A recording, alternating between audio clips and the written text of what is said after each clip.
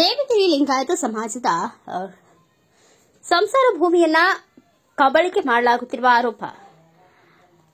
ಮಾನ್ಯ ಸಚಿವರಾದ ಸತೀಶ್ ಜಾರಕಿಹೊಳಿ ಅವರ ಆದೇಶದ ಮೇರೆಗೆ ಅವರ ಆಪ್ತರಾದ ಮಲಗೌಡ ಪಾಟೀಲ್ ಅವರು ಯಮಕನಮರಡಿ ವಿಧಾನಸಭಾ ಕ್ಷೇತ್ರದ ಕಡೋಲಿ ಜಿಲ್ಲಾ ಪಂಚಾಯಿತಿ ವ್ಯಾಪ್ತಿಯಲ್ಲಿ ಬರುವ ದೇವಗಿರಿ ಗ್ರಾಮದಲ್ಲಿ ಲಿಂಗಾಯತ ಸಮಾಜದ ಸ್ಮಶಾನ ಭೂಮಿಯನ್ನ ಕಬಳಿಸಲು ಯತ್ನ ಮಾಡಲಾಗುತ್ತಿದೆ ಎಂದು ಆರೋಪಿಸಿ ದೇವಗಿರಿ ಗ್ರಾಮಸ್ಥರು ಸ್ಮಶಾನ ಭೂಮಿಯಲ್ಲಿಯೇ ಪ್ರತಿಭಟನೆ ನಡೆಸುತ್ತಿದ್ದ ಸ್ಥಳಕ್ಕೆ ತಕ್ಷಣ ಭೇಟಿ ನೀಡಿ ಗ್ರಾಮಸ್ಥರ ಜೊತೆ ಮಾತನಾಡಿ ದೇವಗಿರಿ ಗ್ರಾಮದ ಸರ್ವೆ ನಂಬರ್ 123/8ರಲ್ಲಿ ಬರುವ 1 ಎಕರೆ 16 ಗುಂಟೆ ಭೂಮಿಯನ್ನ ಲಿಂಗಾಯತ ಸಮಾಜದ ಜನರಿಗೆ ಸ್ಮಶಾನಕ್ಕೆ ಮೀಸಲಾಗಿತ್ತು. ಕಳೆದ ಸುಮಾರು ವರ್ಷಗಳಿಂದ ದೇವಗಿರಿ ಗ್ರಾಮದ ಜನರು ಮೃತಪಟ್ಟ ವ್ಯಕ್ತಿಗಳ ಶವ ಸಂಸ್ಕಾರಕ್ಕೆ ಆ ಜಾಗ ಬಳಸಿಕೊಳ್ಳುತ್ತಿದ್ದಾರೆ ಎಂದು ಮಾಹಿತಿ ಪಡೆದು ಆದಷ್ಟು ಬೇಗ ಸ್ಮಶಾನದ ಭೂಮಿಯನ್ನ ಗ್ರಾಮದ ಜನರಿಗೆ ಅನುಕೂಲ ಮಾಡಿಕೊಡಬೇಕಾಗಿ ಭರವಸೆಯನ್ನ ನೀಡಿದ್ರು.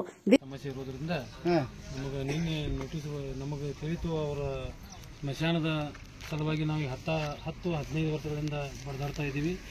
ಇದನ್ನ ನಾವು ಜಿಲ್ಲಾಧಿಕಾರಿಗಳಿಗೂ ತಿಳಿಸಿದ್ದೀವಿ, ನಮ್ಮ ಮಾನ್ಯ ಸಚಿವರಿಗೂ ತಿಳಿಸಿದ್ದೀವಿ. ಆದರೆ ನಿನ್ನೆ ನಮಗೆ ಒಂದು ಲೆಟರ್ ಸಿಕ್ತು. ಅವರು ನಾವು ಮೋಜು ಮಾಪನಿ ಮಾಡಕ್ಕೆ ಇವರು ಸುರೇಶ್ ಪಾಟೀಲ್ ಅವರು ನಮ್ಮ ಜಾಗ ಐತಿ, ಅದನ್ನು ನಮ್ಮ ಮೋಜು ಮಾಪನಿ ಮಾಡಿಕೊಡ್ರಿ ಅಂತೇಳಿ ಕಮಿಷನರ್ ಅವರು ಲೆಟರ್ ಕೊಟ್ಟಿದ್ದರು.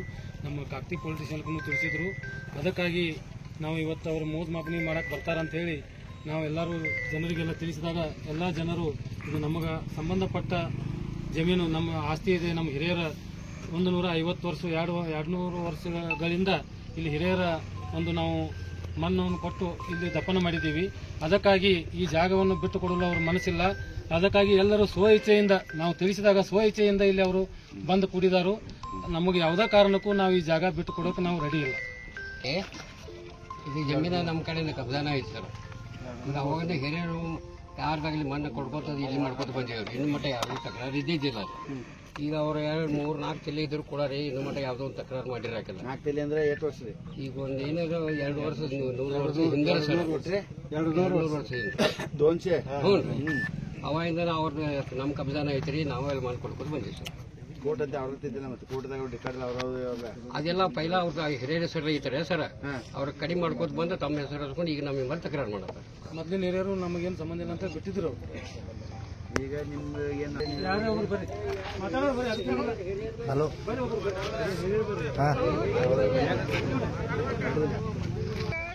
ಹಿರಿಯರ ಕಾಲದಿಂದ ಇಲ್ಲೇ ಮಣ್ಣು ಕೊಟ್ಕೊತ ಬಂದಾರ್ರಿ. ಇದು ನಮಗೆ ಬೇಕ್ರಿ ಸರ್. ಈಗ ದಯವಿಟ್ಟು ಪೊಲೀಸ್ ಇಲಾಖೆಯವರಿಗೆ ನಮ್ಮ ಭಾಗಶಾಸ್ತ್ರ ಪರವಾಗಿ ಒಂದು ವಿನಂತಿ ಮಾಡ್ಕೊತೀವಿ. ಏನಂತಂದ್ರೆ ಇದು ವಿಷಯ ಸುಮಾರು ಈಗಾಗಲೇ ಜಿಲ್ಲಾಧಿಕಾರಿಗಳಲ್ಲಿ ಸುಮಾರು ಒಂದು 2-3 ವರ್ಷಗಳಿಂದ ಇದು ಜಿಲ್ಲಾಧಿಕಾರಿಗೆ ಮನವಿ ಕೊಟ್ಟಿದ್ದೀವಿ, ಎ ಸಿ ಅವ್ರು ಕೊಟ್ಟಿದ್ದೀವಿ, ತಹಸೀಲ್ದಾರ್ ಕೊಟ್ಟಿದ್ದೀವಿ. ಈ ಊರ ಜನರ ಒಂದು ಹೇಳಿಕೆ ಏನೈತೆ ಅಂದ್ರೆ ಸುಮಾರು ಒಂದು 100-150 ವರ್ಷಗಳಿಂದಲೂ ಕೂಡ ಇದು ಊರ ಆಸ್ತಿ ಇತ್ತು. ಪ್ರತಿ ಊರಲ್ಲೂ ಕೂಡ ಆ ಊರಲ್ಲಿ ಯಾರು ಗೌಡ್ರು ಇರ್ತಾರೆ ಆ ಊರು ಗೌಡ್ರ ಹೆಸರಲ್ಲೇ ಮಾಡುವಂತ ಒಂದು ವಾಡಿಕೆ ಇದ್ದಾಗ ಅವ್ರ ಹೆಸರಲ್ಲೇ ಊರವರೆಲ್ಲ ಕೂಡಿಬಿಟ್ಟು ಅವ್ರ ಹೆಸರಲ್ಲೇ ಒಂದು ವಾಡಿಕೆಯಾಗಿ ಅವ್ರ ಹೆಸರಲ್ಲೇ ಜಮೀನು ಮಾಡಿದ್ರು. ಇವತ್ತು 100 ವರ್ಷಗಳಾದ್ರೂ ಕೂಡ ಅವ್ರ ಹಿರಿಯರು ಯಾರಿದ್ದಾರೆ ಯಾರು ಕೂಡ ಈ ಆಸ್ತಿ ನಮ್ಮದಂತವ್ರು ಎಲ್ಲೂ ಹೇಳಿಲ್ಲ. ಅದು ಊರುಗಾರಿಕೆಗೇನೆ ಇವತ್ತು ಬಿಟ್ಕೊಟ್ಟು ಬಂದಿದ್ರು. ಆದ್ರೆ ಇವತ್ತು ಅವ್ರ ಮಕ್ಕಳು ಮೊಮ್ಮಕ್ಕಳು ಕೂಡಿ ಅವ್ರ ಅವ್ರು ತೀರ್ಕೊಂಡ ಮೇಲೆ ವಾಸ ಹಚ್ಚಿ ಇದು ನಮ್ಮ ಆಸ್ತಿ ಅಂತ ಹೇಳಿ ಕಬಳಿಕೆ ಮಾಡ್ಲಿಕ್ಕೆ ಬರ್ತಾ ಇದಾರೆ. ಇದನ್ನ ಈಗಾಗಲೇ ಜಿಲ್ಲಾಧಿಕಾರಿಗಳ ಗಮನಕ್ಕೆ ತಂದಿದ್ದೀವಿ. ಈಗೇನು ಹೈಕೋರ್ಟ್ ಆದೇಶ ಇದೆ, ಹೈಕೋರ್ಟ್ ಆದೇಶಕ್ಕೆ ನಾವೆಲ್ಲ ಮಾನ್ಯತೆ ಮಾಡ್ತೀವಿ. ಆದ್ರೆ ಹೈಕೋರ್ಟ್ ಆದೇಶ ಆ ರೀತಿ ಆಗ್ಬೇಕಾದ್ರೆ ಸಂಬಂಧಪಟ್ಟಂತ ಗ್ರಾಮ ಪಂಚಾಯತಿ ಅಭಿವೃದ್ಧಿ ಅಧಿಕಾರಿಗಳು ಮತ್ತು ಸಂಬಂಧಪಟ್ಟಂತ ನಮ್ಮ ಸರ್ಕಾರಿ ಅಧಿಕಾರಿಗಳ ಲೋಪದೋಷದಿಂದ ಅದು ಅವರಂತೆ ಇವತ್ತು ಕೋರ್ಟ್ ಆದೇಶ ಕೊಟ್ಟಿದೆ. ಇದಕ್ಕೆ ಮೇಲ್ಮನವಿಯಾಗಿ ನಾವು ಈಗಾಗಲೇ ಜಿಲ್ಲಾಧಿಕಾರಿಗಳಿಗೆ ಮನವಿಯನ್ನು ಕೊಟ್ಟಿದ್ದೀವಿ. ಈಗಾಗಲೇ ಜಿಲ್ಲಾಧಿಕಾರಿಗಳ ಒಂದು ಕಾರ್ಯಾಲಯದ ಕೂಡ ಇದರ ಬಗ್ಗೆ ಸಮಗ್ರವಾಗಿ ಚರ್ಚೆ ನಡೀತಾ ಇದೆ. ಮಾನ್ಯ ಜಿಲ್ಲಾ ಉಸ್ತುವಾರಿಗಳು ಕೂಡ ಊರ ಜನರು ಕೂಡ ನಾವು ಮನವಿ ಕೊಟ್ಟಿದ್ದೀವಿ. ಪೊಲೀಸ್ ಇಲಾಖೆ ಇರ್ಬೋದು, ಇವತ್ತು ಸರ್ಕಾರದ ನಮ್ಮ ತಹಸೀಲ್ದಾರ್ ಅಧಿಕಾರಿಗಳು ಇರ್ಬೋದು, ಯಾರೂ ಕೂಡ ದಯವಿಟ್ಟು ಈ ದೇವಗಿರಿ ಗ್ರಾಮ ಜನರಿಗೆ ತೊಂದರೆ ಕೊಡಬಾರ್ದು ಅಂತೇಳಿ ಈ ಮೂಲಕ ತಮ್ಮಲ್ಲಿ ವಿನಂತಿ ಮಾಡ್ಕೊತಾ ಇದ್ದೀವಿ. ಯಾಕಂತಂದ್ರೆ ಇದು ಯಾರು ಒಬ್ಬರ ವೈಯಕ್ತಿಕ ಆಸ್ತಿಗೋಸ್ಕರ ಇದು ವಿಷಯ ಬಂದಿದ್ದಲ್ಲ. ಇಡೀ ಊರಿನ ಒಂದು ಆಸ್ತಿ ಇದು. ಸುಮಾರು 150 ವರ್ಷ ಅವ್ರದೇ ಆಸ್ತಿ ಇದ್ರೆ 150 ವರ್ಷಗಳ ಹಿಂದೆ ಅವ್ರು ತಗೋತಾ ಇದ್ರು. ಅವ್ರ ತಂದೆಯವರೆಲ್ಲ ಬಿಟ್ಕೊಟ್ಟು ಬಂದಿದ್ದಾರೆ ಸ್ಮಶಾನಕ್ಕೆ ಅಂತೇಳಿ. ಯಾರು ಭೂಮಿ ಮಾಡ್ತಾ ಇಲ್ಲ, ಯಾರು ಊತಾ ಇಲ್ಲ. ಇಲ್ಲಿ ಸ್ಮಶಾನಕ್ಕೋಸ್ಕರ 100-150 ವರ್ಷಗಳಿಂದ ಇದನ್ನ ಮಾಡ್ಕೊತ ಬಂದಿದ್ದಾರೆ. ಅದಕ್ಕೆ ಇಲಾಖೆಯವರಿಗೂ ನಾವು ವಿನಂತಿ ಮಾಡ್ಕೊತಾ ಇದ್ದೀವಿ. ಪೊಲೀಸ್ ಇಲಾಖೆ ಇರ್ಬೋದು ಅಥವಾ ಸಂಬಂಧಪಟ್ಟಂತ ನಮ್ಮ ತಹಸೀಲ್ದಾರ್ ಇಲಾಖೆ ಇರ್ಬೋದು, ಎಲ್ಲರೂ ಇಲಾಖೆಯವರು ಹಿಂದೆ ವಿನಾಕಾರಣ ನಮ್ಮ ದೇವಗಿರಿ ಗ್ರಾಮ ಜನರಿಗೆ ತಾವು ತೊಂದರೆ ಕೊಡೋದು ಬೇಡ. ಯಾಕಂದ್ರೆ ಇಲ್ಲಿ ಭಾವನಾತ್ಮಕ ಸಂಬಂಧಗಳು ಈ ಒಂದು ಜಾಗದಲ್ಲಿವೆ. ಇವಾಗ 100-150 ವರ್ಷಗಳು ಅವ್ರದ್ದು ಇಲ್ಲದೆ ಹೋಗಿದ್ದು 150 ವರ್ಷಗಳ ಹಿಂದೆ ಸರ್ಕಾರದಿಂದ ಅಥವಾ ಇನ್ನೂ ಬೇರೆ ಯಾವ್ದಾದ್ರು ಒಂದು ಮೂಲಗಳಿಂದ ಅವರು ಒಂದು ಸ್ಮಶಾನದ ಭೂಮಿಯನ್ನು ಜನ ಪಡಿತಾ ಇದ್ರು.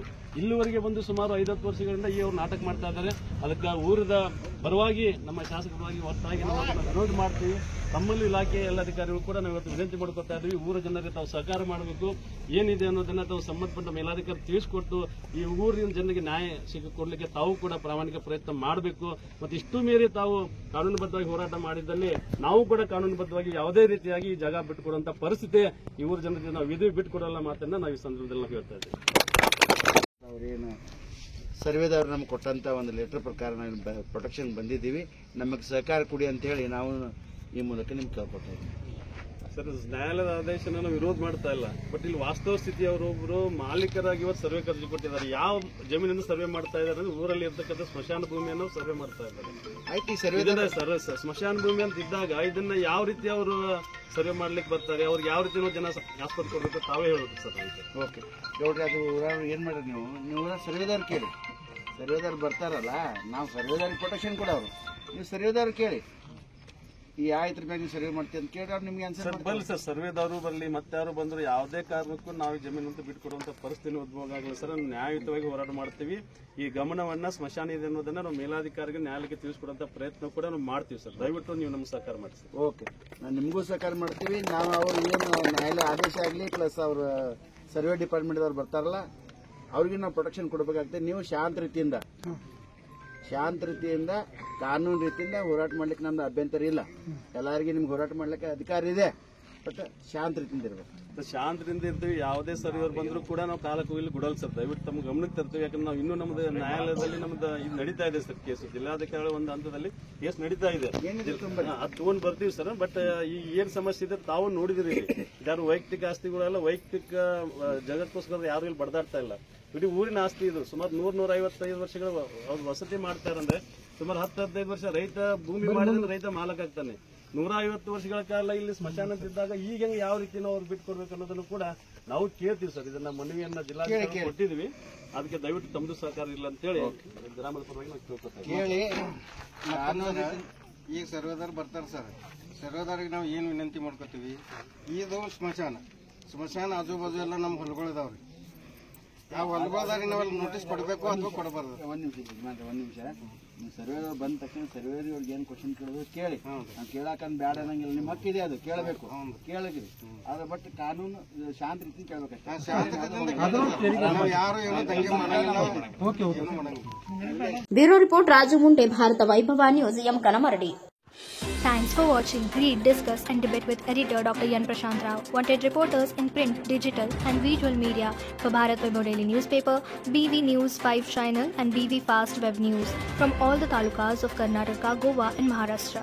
If interested, send your resume to 9019229369.